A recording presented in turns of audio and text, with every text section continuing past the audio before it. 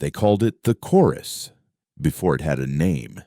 It was simply the anomaly, a geological impossibility discovered deep beneath the scorched earth of the Atacama Desert. It was not a ruin, not a ship, but a living lattice of crystalline veins that sprawled for miles in every direction, a subterranean nervous system of a sleeping god.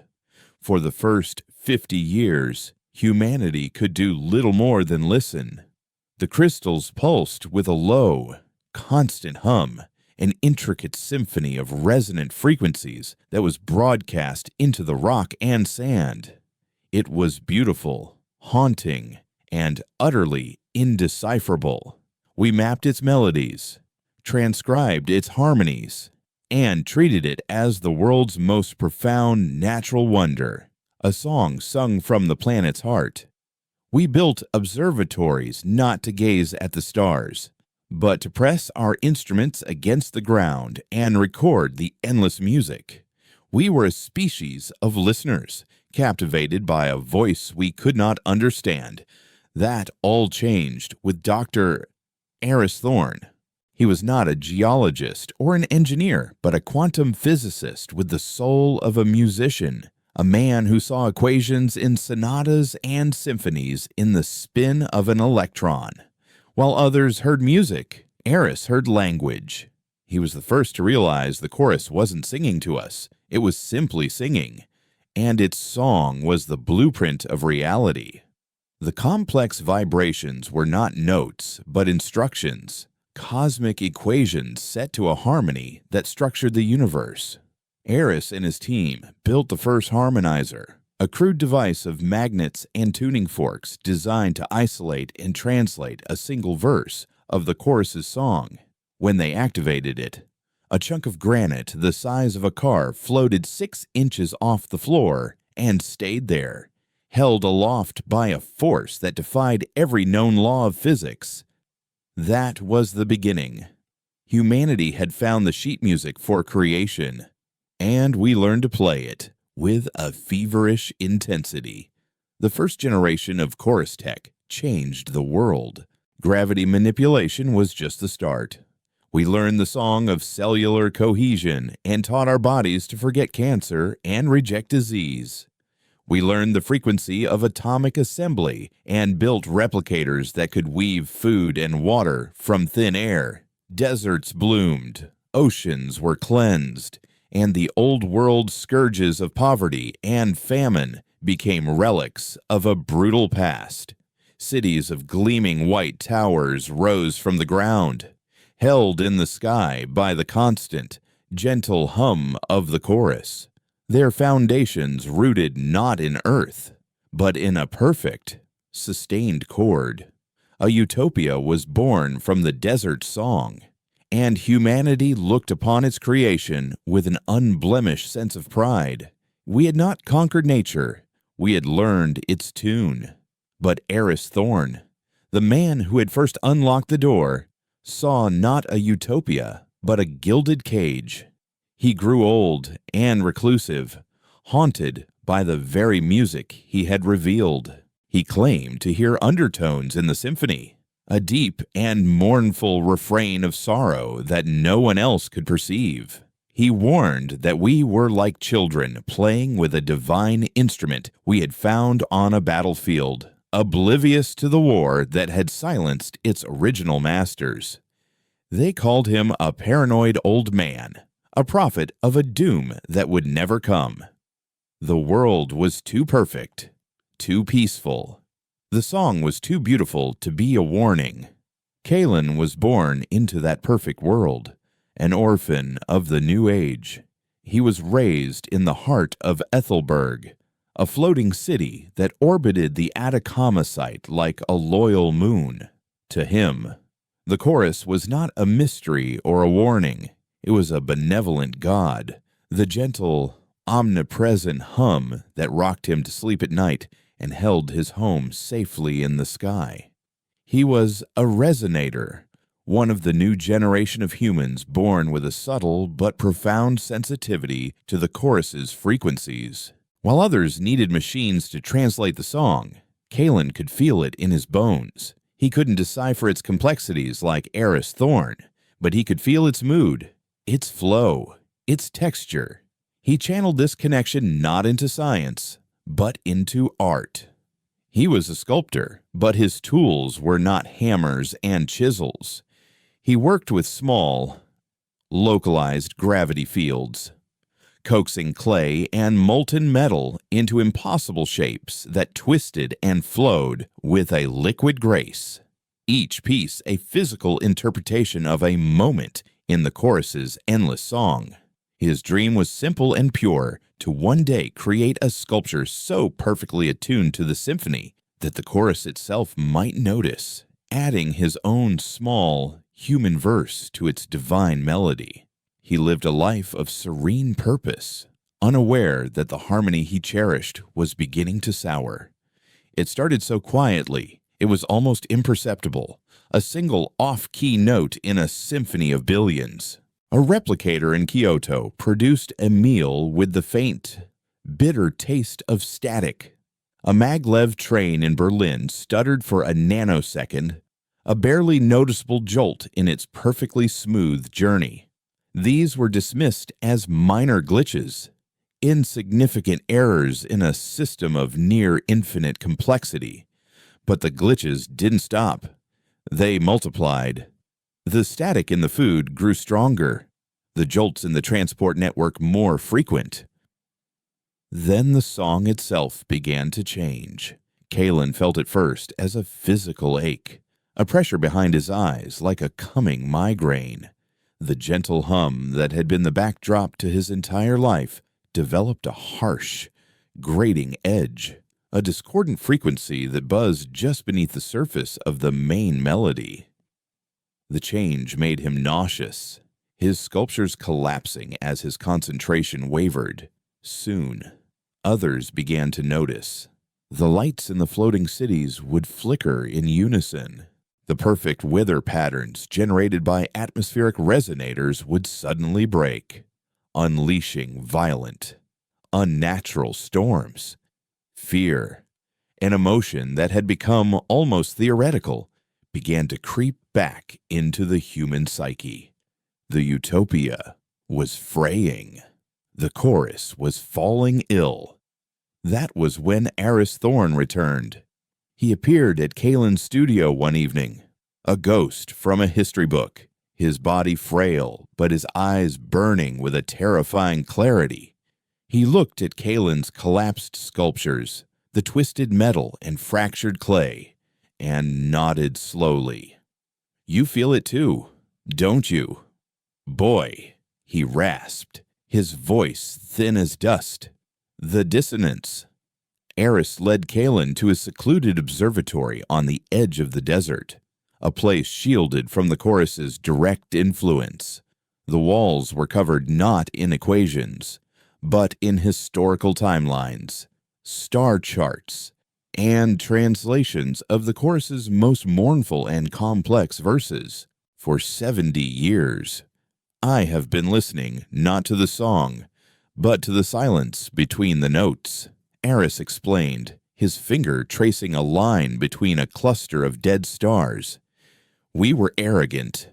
We thought this was a gift. It is not a gift. It is a library, a tombstone." He revealed the truth he had spent a lifetime uncovering. The chorus was the last remnant of a civilization that had transcended the physical universe, a people who had learned to weave reality from sound. He called them the architects. They had achieved a state of being humanity could barely comprehend. But they were not alone. Something had hunted them, a force of absolute negation that Eris called the silence. It did not conquer or destroy. It erased. It was a cosmic predator that consumed life, history, and memory, leaving nothing behind but an empty, silent void. The architects had not been defeated. They had been unwritten. The chorus, Eris explained, was their last, desperate act. It was a living archive, a record of their existence, their science, Their art, their history, everything they had ever been, encoded into a symphony and buried in the hope that someone, someday, might hear it and remember them. But the library has a failsafe, Eris said, his voice dropping to a whisper. The librarians who escaped, the last of the architects, they abandoned their post. And now, they hear their song being sung in a new, unfamiliar voice, ours. They believe the library has been contaminated. They fear the silence will follow our echo back to them. The dissonance, the glitches, the souring of the song, it was not a sickness. It was a deliberate attack. The surviving architects, hiding in some distant corner of the universe, were trying to remotely format their own creation. They were not coming to reclaim their instrument. They were trying to smash it from afar, to erase humanity's infection before the silence could trace the signal. They would rather sacrifice their entire history than risk being found. The thought was colder than any alien invasion Kalen could have imagined. They were not being targeted by an enemy. They were being deleted by a terrified god. Their conversation was cut short by a blaring alarm. A frantic voice over the comm system announced the impossible. The primary pylons holding Ethelberg aloft were failing. The entire floating city, Kalen's home, was flickering in and out of phase, its gravity field faltering under the strain of the architect's sonic assault. Millions of lives hung suspended in the sky, dependent on a song that was being actively unraveled. They are going for the heart, Eris breathed, his face pale. They are trying to sever the connection, to silence the chorus forever. He grabbed Kalen by the shoulders, his grip surprisingly strong. The chorus has been listening to us for a century, learning our voices, our thoughts, our music. It is no longer just their library. It has become a part of us. But the architects are its masters. Their will is stronger. It cannot resist them on its own. He pointed a trembling finger toward the heart of the desert, where the central nexus of the chorus lay buried. You have to go to the core. You are a resonator. Your mind is already attuned to it. You must give it a new voice, a human voice. Don't fight their song. Harmonize with it. Add a verse so powerful, so uniquely human, that the chorus will choose our symphony over its master's silence. You must convince it that we are not a virus, but a new and worthy song. The journey to the core was a descent into madness. Guided by Eris's remote instructions, Kalen navigated the crystalline tunnels as the world shook around him. The very air vibrated with the dissonant war, a deafening roar of conflicting frequencies that felt like it was tearing his mind apart. The beautiful, glowing pathways of the chorus now flickered erratically, plunging him into moments of absolute, terrifying darkness. He could feel the cold, immense will of the architects pressing in on him, an ancient and overwhelming command to stop. It was the voice of a creator demanding obedience from his creation, and it filled him with a primal fear. He was an insect crawling into the heart of a god, and that god was being murdered. Finally, he reached the core chamber. It was a vast cavern of living crystal, a geode the size of a cathedral, where every surface pulsed with a blinding, chaotic light. In the center, a perfect, spherical crystal floated, the nexus of the entire global network. It was here that the battle was loudest, the crystal shuddering violently as the architect's signal hammered against it. Above, he knew his city was falling. His friends, his entire world, were seconds from oblivion. He was just a sculptor, an artist, How could he stand against the will of the beings who wrote the laws of physics? Panic threatened to consume him. But then, Eris's words echoed in his mind, a new and worthy song. He thought of his art, of the simple joy of creation. He thought of the lullabies his caregivers had sung to him as a child in the orphanage. He thought of the laughter in the streets of Ethelberg, the quiet moments of human connection, the messy, chaotic, imperfect, and beautiful symphony of his species. He was not a warrior, he was not a scientist, but he was a resonator. He could sing. Closing his eyes against the storm of light and sound, Kalen ignored the overwhelming power of the architects. He focused on a single, simple melody from his own memory, a half-forgotten folk tune about a sailor lost at sea, searching for a star to guide him home. He took a breath, and with all the strength of his mind and soul, he began to sing it back to the dying heart of the chorus, pushing his tiny, fragile verse of hope against an eternity of alien despair. Kalen's song was a flickering candle in a hurricane of cosmic will. The architect's signal was not music, it was a command, a torrent of pure, undiluted logic that sought to unmake reality. It screamed of sterile order, of a universe returned to its factory settings, a cold and perfect silence. Against this, his simple melody of a lost sailor was a laughable act of defiance. The core crystal shuddered, threatening to fracture under the strain, and in his mind's eye, Kalen saw Ethelberg, his home, beginning its final, terrible plunge. The city's hum was a death rattle, its lights winking out like dying stars. He felt the terror of millions, a chorus of fear that nearly drowned out his own fragile tune. He was failing. His humanity was too small, too insignificant. But as the architect's pressure reached its apex, something shifted. The chorus, caught between its ancient masters and this new, strange voice, did not choose. It reacted. It was a library. And Kalen was a new book it desperately wanted to read. It opened itself to him, not with words, but with a flood of sensory data so vast it nearly shattered his sanity. He was no longer in the cavern. He was standing on a world of spun glass beneath a sky of twin emerald suns, beings of pure light and sound. The architects moved around him, their forms shifting like living music. They did not build cities.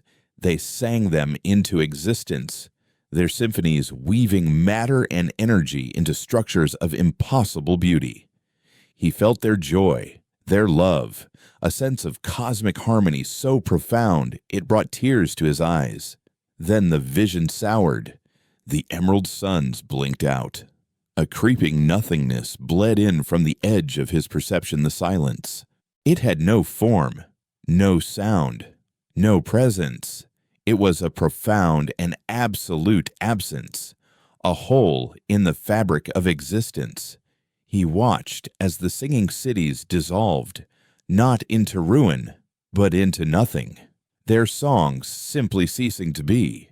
He felt the architect's final, desperate act, the pouring of their entire civilization, every memory, every note, every last drop of their being, into the seed that would become the chorus, casting it out into the void as their reality was unwritten behind them.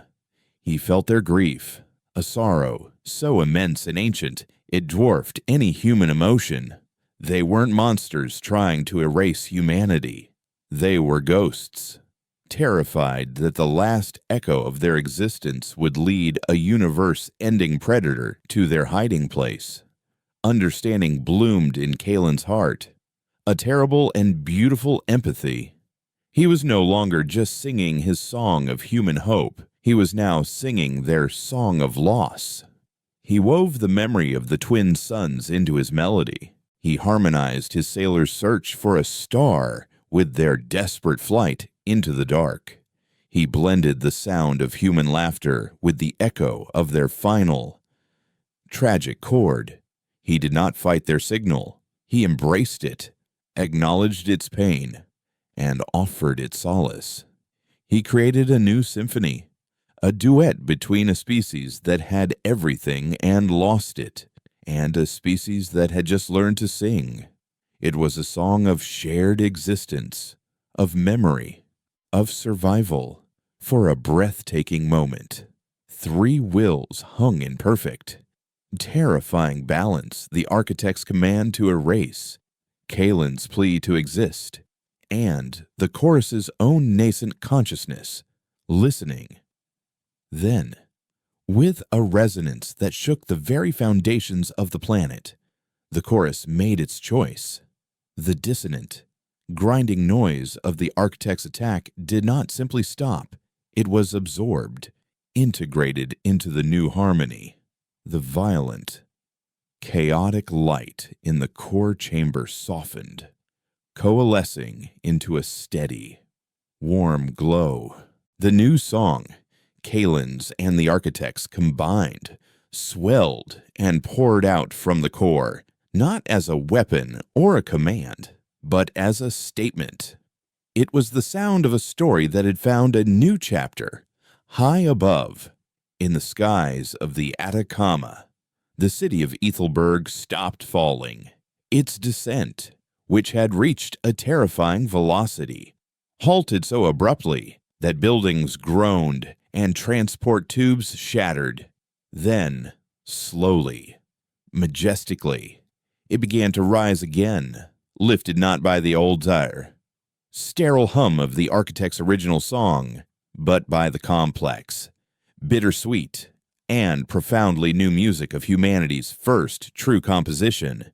The world had been saved, not by a weapon, but by a verse. Kalen knew none of this. The moment the chorus accepted his song, the strength fled his body and his mind, overwhelmed by the sheer scale of what he had done, tumbled into darkness. He awoke days later in a sterile white room, the familiar ambient hum of chorus tech now an intimate and thunderous presence in his mind. He could hear everything, not just the gentle thrum of the building's life support, but the song of the metal atoms in his bed frame, the slow, mournful tune of the glass in the window pane, the complex biological harmony of the nurse standing in the corner. The world was a symphony, and the volume had been turned up to an unbearable roar. He was no longer just a resonator who could feel the music. He was now a part of the orchestra, an instrument and a conductor all at once. Eris Thorne was sitting by his bed, his ancient face etched with a mixture of awe and profound pity. "It's different now, isn't it?" the old man said, his voice a quiet anchor in the storm of sound. "You didn't just talk to it, Kalen. You merged with it. The chorus has a human voice now, and that voice is you." He explained what had happened. They were calling it the Great Resonance. The event had been felt worldwide. The chorus's song had fundamentally changed, its frequencies now interwoven with new, organic, almost emotional patterns. Technology was adapting, some of it failing, some of it evolving in unpredictable ways. The world Kalen had saved was now a world he had irrevocably altered. They were calling him the First Cantor, a title that felt less like an honor and more like a cage. He was a hero, but he was also a living anomaly, the first human to become a fundamental component of the planet's operating system. The initial celebration was short-lived. Humanity, having pulled back from the brink of extinction, immediately did what it did best. It began to argue. A global council was convened in Ethelberg. the now stable city serving as a symbol of their strange victory. Kalen was brought before them, not as a guest, but as a subject of debate. Two factions quickly emerged from the terrified chaos. The first was led by High Counselor Ilara, a stern, pragmatic woman who had overseen the distribution of chorus resources for 50 years. She represented the Purists, a faction that viewed the chorus as a divine gift, a perfect system that humanity had now corrupted. "He has defiled the sacred," she declared, her voice ringing with conviction, her gaze fixed on Kalen as if he were a disease. "The architects, our creators, our gods, sent us a warning, and instead of heeding it, this boy has shouted back at them. He has painted his own crude graffiti over their masterpiece. For all we know, he has not saved us, but merely signed our death warrant in a louder voice. We must find a way to sever this connection, to return the chorus to its pure state before we invite a wrath we cannot possibly comprehend." Her words resonated with millions who were terrified of the new, unpredictable world, who longed for the simple, perfect utopia they had lost. On the other side was General Valerius, the iron-willed commander of the Global Defense Force, a man who saw the universe not in terms of symphonies, but of threats and assets. He saw Kalen as the single greatest asset in human history. "Sever the connection. Are you insane?" he boomed, his fist striking the council table. "The boy is not a heretic. He is our shield. He is the first weapon in a war we didn't even know we were fighting. The architects tried to kill us with a song." The cantors sang back, and they fell silent. "We need to understand this power, to control it, to refine it. The cantor is not to be worshipped or feared. He is to be trained. The chorus is the ultimate high ground, and he is the only one who can hold it for us." Valerius's faction, the supremacists, saw Kalen as the key to ensuring humanity's dominance. They envisioned chorus-powered fleets, soldiers who could manipulate gravity, and a cantor who could turn the song of creation into a battle hymn. Kalen sat between them, a pawn in a game he didn't understand. He was no longer a sculptor. He was either a blasphemer or a weapon, and he was unsure which was worse. His mind was a constant swirl of noise, the song of the world drowning out his own thoughts. And now the discordant clamor of human ambition was added to the mix. He felt an overwhelming loneliness, a sense of being utterly alien among his own people. Eris tried to shield him, arguing that Kalen was neither a messiah nor a tool, but a bridge, a diplomat in a conflict that transcended human understanding. But no one was listening to the old man anymore. They were too busy drawing battle lines around the boy who could speak to a god. The debate became irrelevant a week later. As the council argued over control and containment, something new appeared. It did not fly in from the stars or emerge from the ground. It simply arrived. In the silent vacuum of high orbit, a perfect sphere of absolute darkness materialized, absorbing all light and radiation. It was the size of a small moon, and its presence was a dead spot in the cosmic symphony, a pocket of the silence given form. Then, from its center, a signal was broadcast. It was not a wave of energy or radio transmission. It was a single, focused chord of the chorus's original, pure song, a spear of sound aimed directly at the planet. It bypassed every defense, every shield, and struck the central nexus in the Atacama with the force of a tectonic plate. The world's new, hybrid song screamed in agony. Kalen collapsed, clutching his head as his mind was filled with a voice that was not a voice. It was cold, ancient, and filled with an unyielding, surgical fury. It was the voice of an architect, speaking not to the chorus, but directly to him. The flaw in their machine, the human virus in their sacred archive. You have stolen our ghost. It resonated, the thought echoing in the deepest parts of his soul, a soundless decree that froze his blood. You have taken the last echo of our dead and taught it a savage noise. This cannot be permitted. Return what you have taken. Silence your song and sever your connection. You have one cycle. After that, we will come not to format the library, but to burn it. And we will take our ghost back from the ashes of your world. The sphere in orbit pulsed once, a silent, black heartbeat in the void. And then the voice was gone. The ultimatum had been delivered.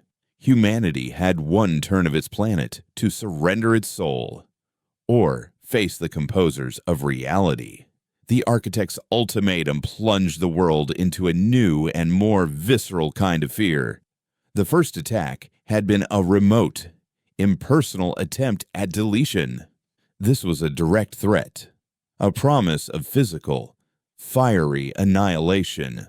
The sphere in orbit, which scientists quickly dubbed the monolith, hung in the sky like a hole in the heavens, a constant, silent reminder of their deadline. It did nothing. It emitted nothing. But its very presence was an act of psychological warfare, a black sun that promised an imminent and absolute dawn. The Global Council, once a chamber of debate, became a desperate war room. High Counselor Ilara's purists, vindicated in their terror, argued for immediate surrender. We must do as they demand, she pleaded, her composure cracking under the strain. Kalen must sever the connection. We can return the chorus to its pure state. We can show the architects that we understand our place, that we are but humble custodians of their sacred legacy. To defy them now is to choose extinction.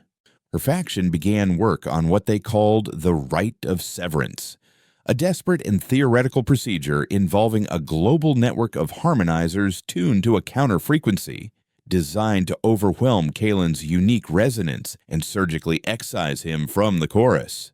It was a lobotomy on a planetary scale, and no one knew if it would simply silence Kalen or shatter the chorus, and the world along with it.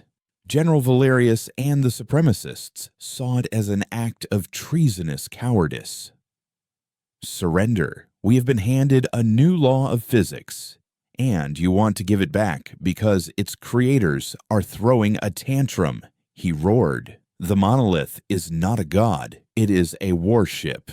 The ultimatum is not a divine decree, it is a declaration of war.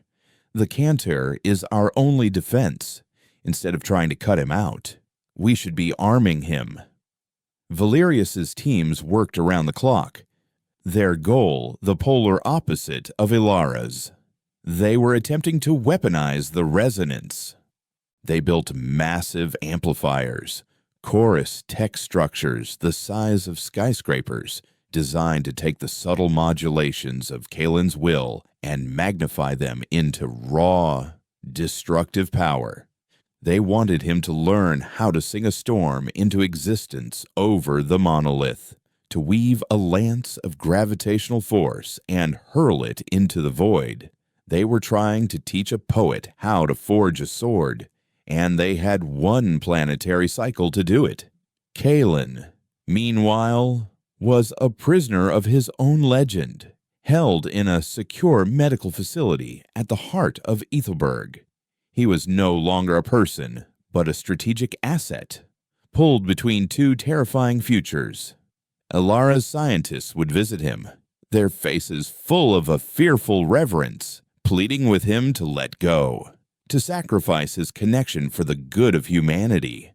Valerius's trainers would follow, hard-eyed men and women who strapped him into simulation pods and demanded he learn to kill with a thought, to shape his melodies into weapons. The constant sonic landscape of his mind was now a cacophony of fear, ambition, and the oppressive, silent weight of the monolith.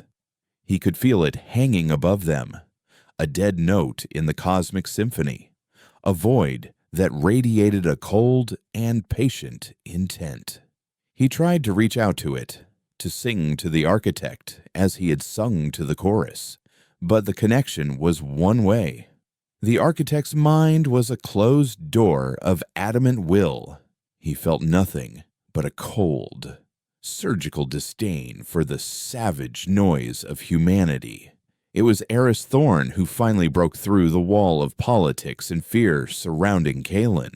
The old man, using his near-mythical status as the discoverer of the chorus, gained access to the facility.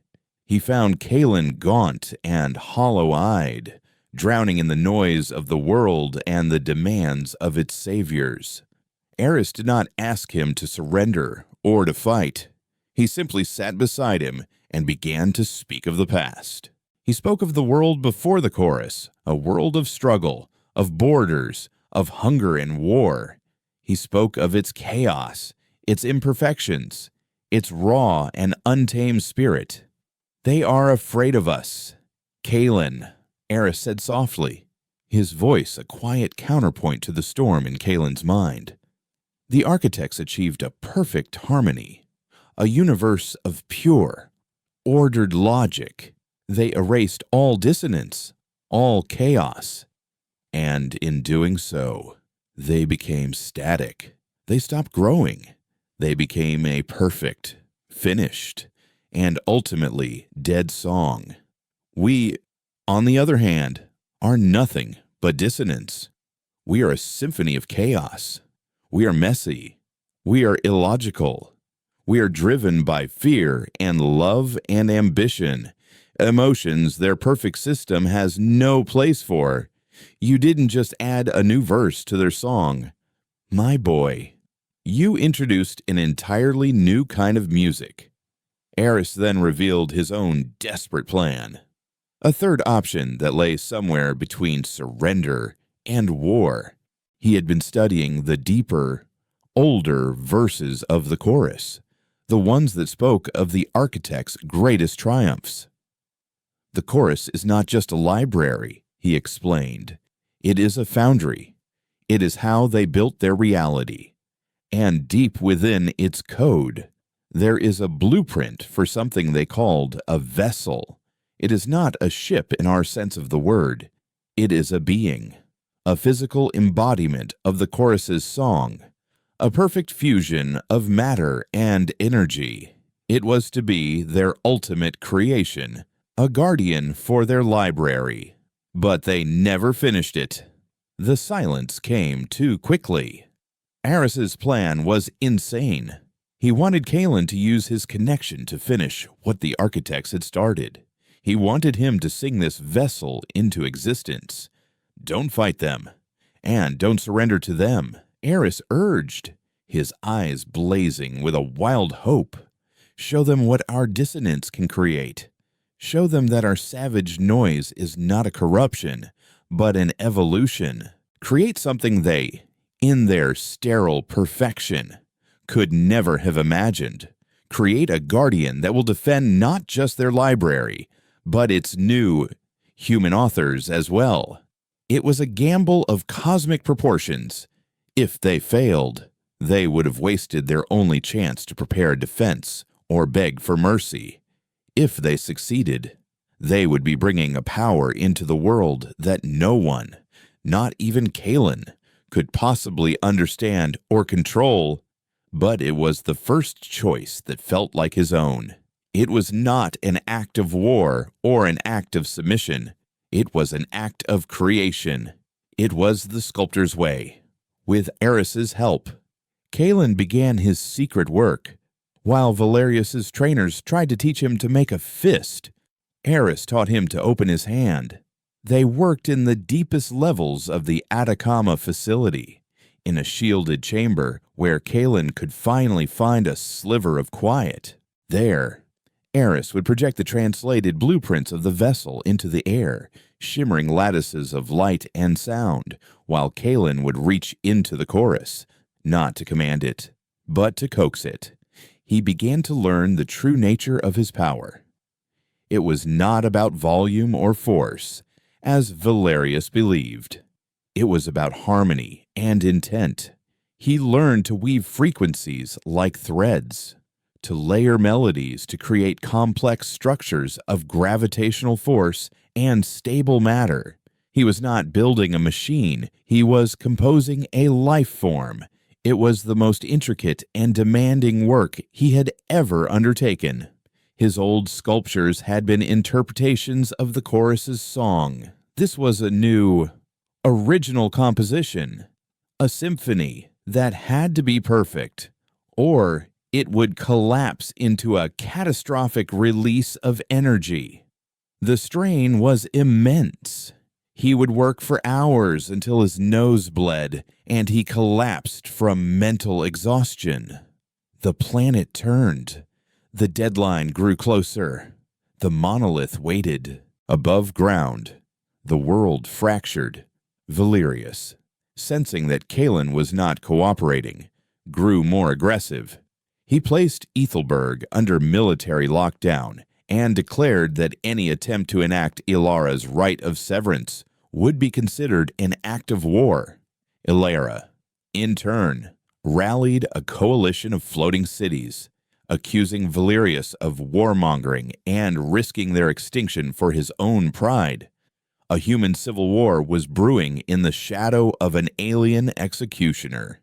The dissonance Aris had spoken of was threatening to tear humanity apart before the architects even had a chance to.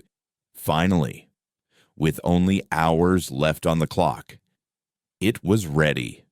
In the heart of the core chamber, suspended in a web of pure light, was a nascent form.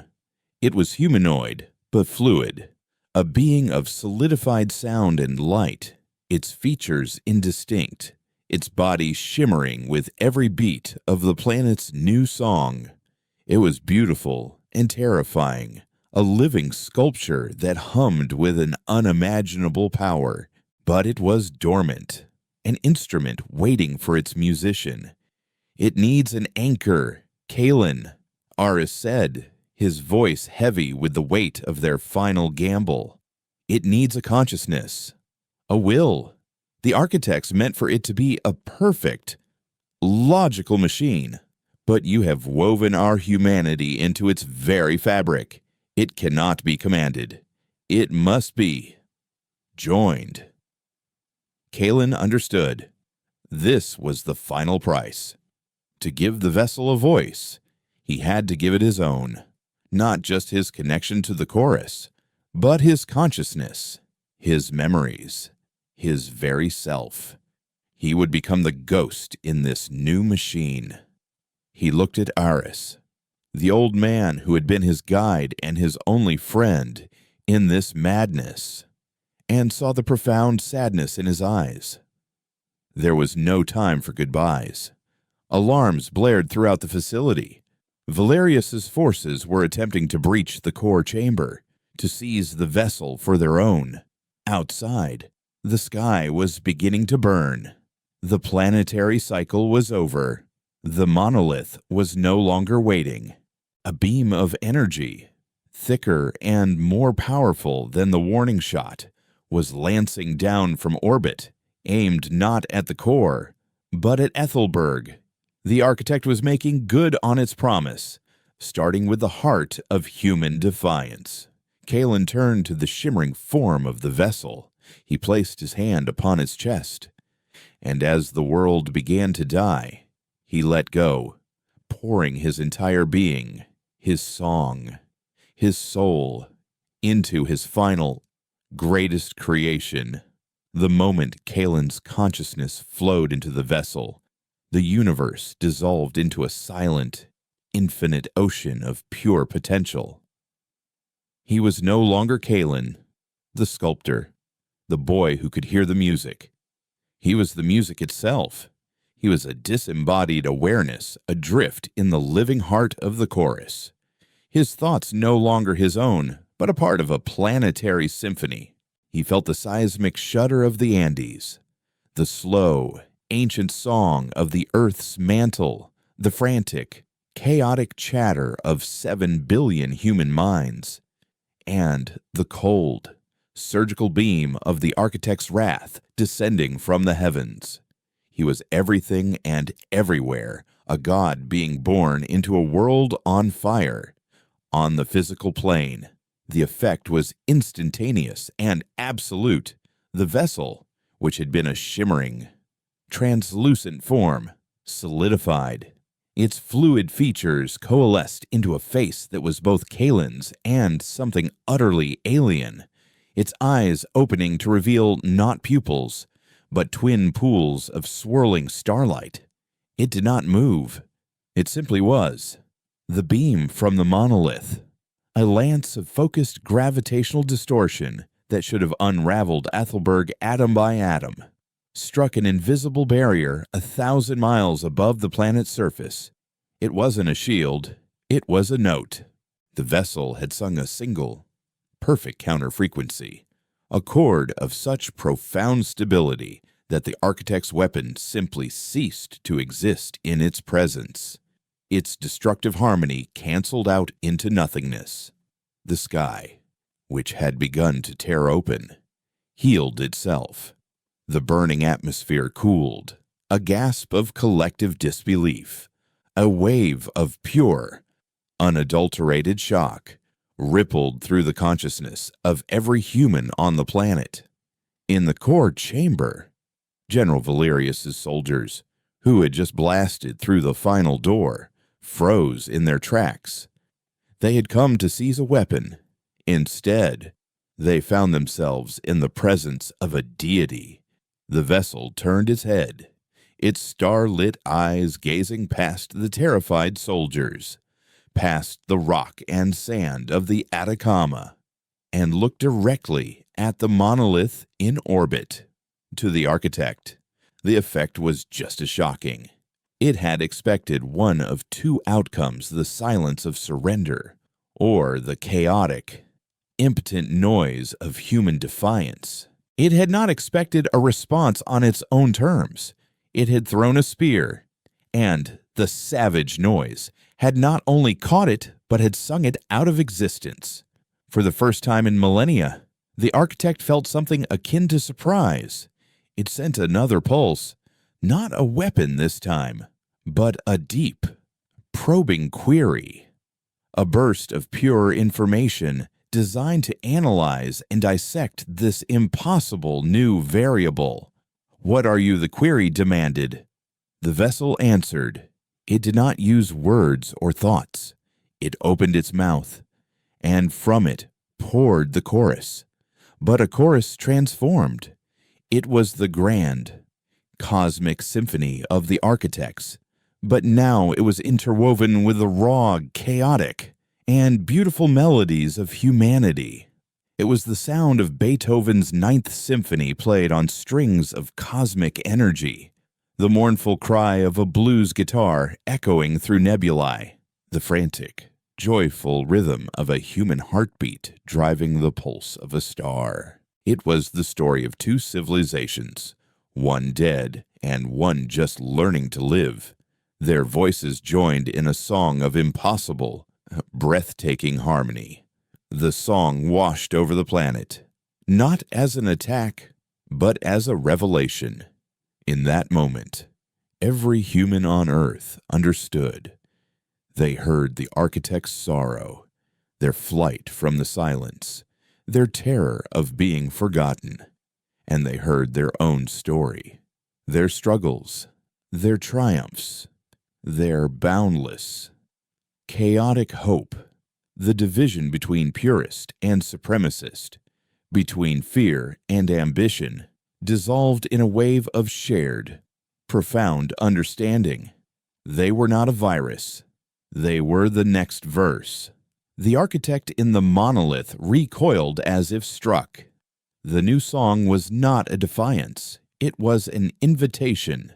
It was an answer to a question it had not realized it was asking.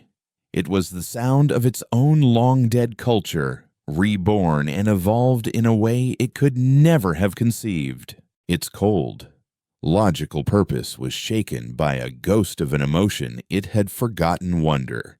But the architect was not alone. It was a librarian, one of many, a fragment of a vast, scattered consciousness. Its mandate was clear: contain the infection, protect the last remnants of their people from the silence. This new development, this beautiful, terrifying anomaly, changed nothing. It only made the threat greater. If the silence could hear this new, louder song, it would not just find the last architects, it would find a new, fertile ground for its cosmic erasure. The logic was inescapable. The beauty of the song did not matter. Its existence was a threat. The architect's brief moment of wonder hardened back into resolve. A resolve now tinged with something new: regret. It is beautiful, the architect communicated to the vessel. A thought of pure, cold sorrow, but it is a fire in a field of dry grass. We are the wind. We must put you out. The monolith began to change. Its perfect black surface fractured, peeling back like the petals of a monstrous flower to reveal a swirling vortex of non-space at its core. It was not preparing to fire a beam. It was preparing to unmake the space around the planet. It was a weapon of last resort. A device that would not just destroy the Earth, but erase its position in the causal chain. A surgical strike on the timeline itself. The vessel, Kalen's consciousness at its heart, felt the architect's decision. It felt the sorrow, the resolve, the terrible logical necessity of its actions. And Kalen, the sculptor Von, made a choice. He would not allow this to be a war. Eris had told him to show them what dissonance could create. Now, he would show them what it could do. He would not meet destruction with destruction. He would meet it with art. The vessel rose from the core chamber, phasing through the solid rock of the desert as if it were smoke, and ascended into the sky. It stopped in the upper atmosphere, alone, glowing figure standing against the unfolding void of the monolith. Then, it began to sculpt. It used the planet's magnetic field as its clay and the solar wind as its chisel. It reached out with the chorus and began to weave. It pulled stray asteroids from the belt, not as weapons, but as raw material. It gathered dust and gas from the edge of the system. It sang to the light of the sun, bending it, shaping it. Around the Earth, a structure began to form. It was a celestial orrery, a network of rings and spheres that spun in a complex, gravitational dance. It was a shield, but not a shield of force. It was a shield of narrative, of memory. Each ring, each sphere was a song, a story. The vessel encoded the history of the Earth into the very fabric of the solar system. The rise of life from the oceans, the age of dinosaurs, the first spark of human consciousness, the building of the pyramids, the fall of empires, the first flight, the first note of a piano, every triumph, every failure, every act of love and cruelty, it was all there, written in the language of physics, a grand, chaotic, and indestructible testament to humanity's right to exist. It was Kalen's final, greatest sculpture. It was a story so loud and so beautiful that to erase it would be an act of cosmic vandalism. The architect watched this act of impossible creation, and for the first time, it hesitated. Its purpose, its entire existence, was based on the preservation of memory, the memory of its own lost people. And here, this infant species, this savage noise, was demonstrating a more profound understanding of that concept than the architect itself. They were not just preserving their memory, they were celebrating it. Chaos and all. They were turning their past into an anthem and daring the universe to silence it. To erase this planet now would not be a sterile act of containment. It would be an act of murder, the murder of a story that was just beginning. A story that was, in its own strange way, a continuation of their own. The vortex in the monolith faltered. The logic that had been so clear, so absolute, now had a variable it could not account for value. Was the sterile safety of the few remaining architects worth the price of silencing a song like this, as the architect wrestled with this impossible equation? A new and terrible sound entered the symphony. It came from beyond the system, from the deep, empty spaces between the stars. It was not a sound the architect had heard in millennia, but it was one it could never forget. It was the sound of nothing, the sound of the predator that had hunted its people to extinction, the sound of the silence. It had heard the new song, and it was coming. The arrival of the silence was not an explosion, but a chilling subtraction.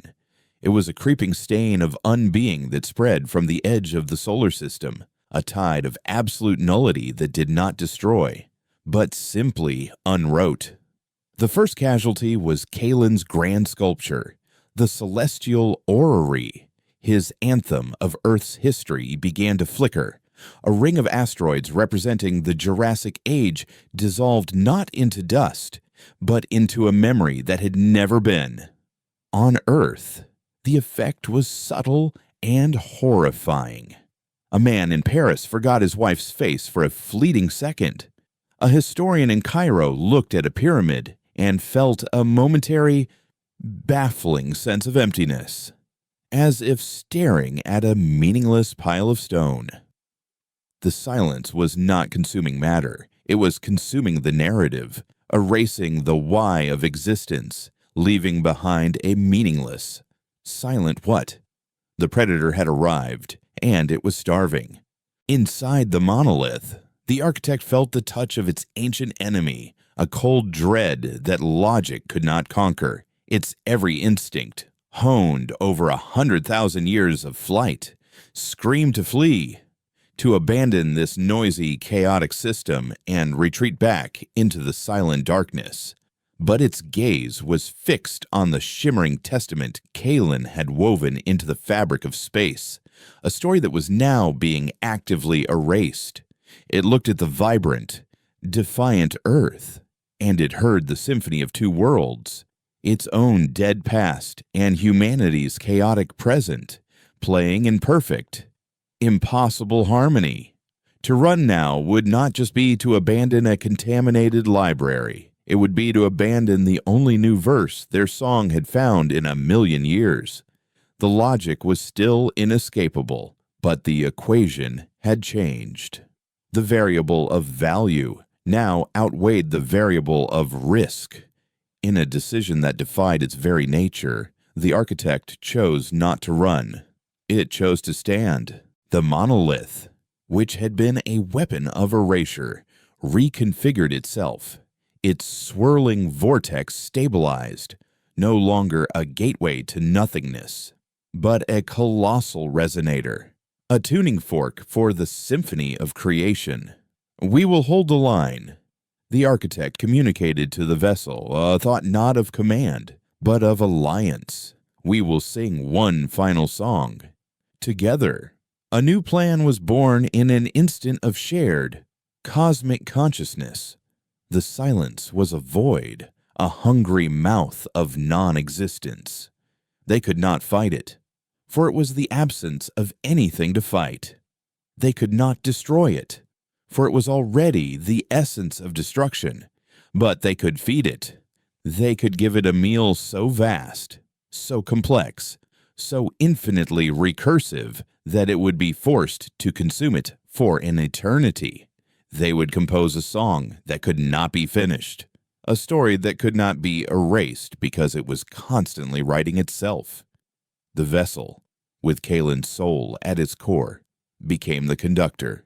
It turned its awareness back to Earth, not to its leaders or its armies, but to every single living mind.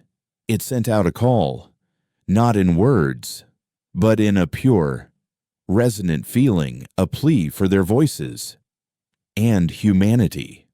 Already united by the shared understanding the resonance had given them, answered. They did not need to know the plan. They just needed to sing.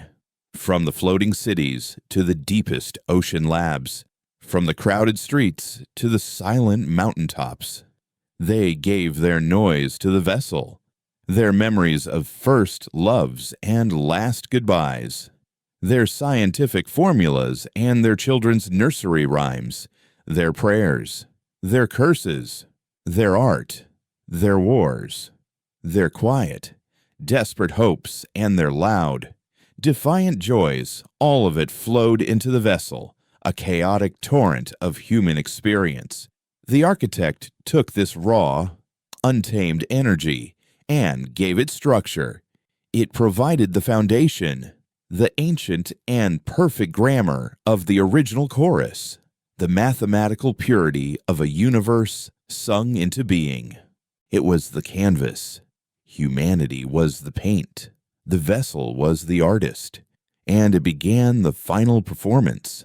The song that erupted from the solar system was a symphony of everything.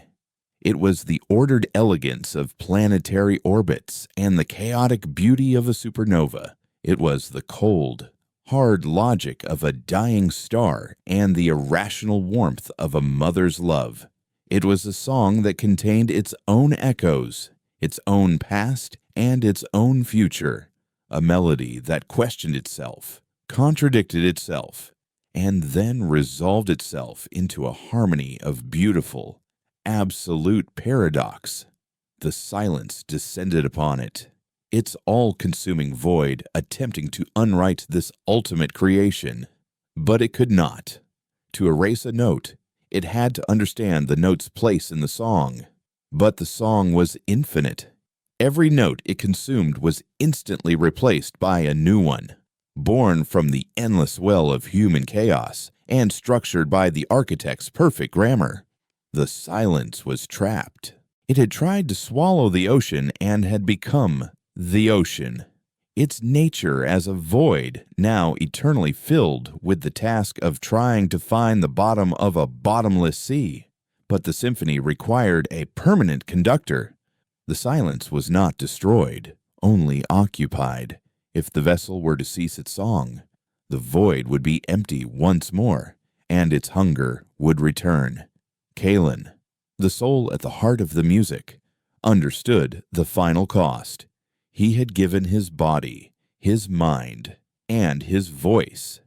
Now he had to give his self to make the song eternal. He had to let go of the I that was Kalen and become the song itself, an anchor of consciousness woven into its very fabric forever. He had one last thought, a silent farewell that echoed across the system. He thought of Eris Thorn, the old man who had set him on this path. He thought of his sculptures, the simple, solid things of clay and metal. He thought of his home, Ethelberg, now safe. Then, with a final act of creation, he dissolved, his individuality melting away like a chord resolving into the grand, infinite symphony. The vessel did not fall or die. It became a permanent star, a new sun at the center of the celestial orrery, its light the physical manifestation of the eternal song, a lighthouse of existence burning against the endless night. The monolith, its purpose served, grew silent. The architect, the last librarian, had finally seen its library not just preserved, but given a new and immortal author. Thank you, sculptor. It sent as a final, parting thought, a whisper of profound respect that crossed the void. Then, its duty done, the black sphere folded in on itself and vanished, leaving behind only the song. On Earth, the world was forever changed. The chorus was no longer just a tool or a god. It was the air they breathed, the voice in their hearts. They could all hear it now, the eternal symphony that Kalen had become. They were all resonators, all cantors, a species defined not by its technology or its power, but by its part in the music. Eris Thorn, ancient and frail, stood in the Atacama Desert, looking up at the new star in the sky. He could hear it all, the triumphant, ordered verses of the architects, the wild and chaotic melodies of humanity, and in the heart of it all, a quiet, simple tune, a song of a lost sailor who had finally found his way home, not to a place, but to a purpose. The sculptor was gone, but his masterpiece was complete. It was a song that would hold back the silence forever, a testament to the savage, beautiful, and utterly indestructible noise of a species that had learned, against all odds, to sing.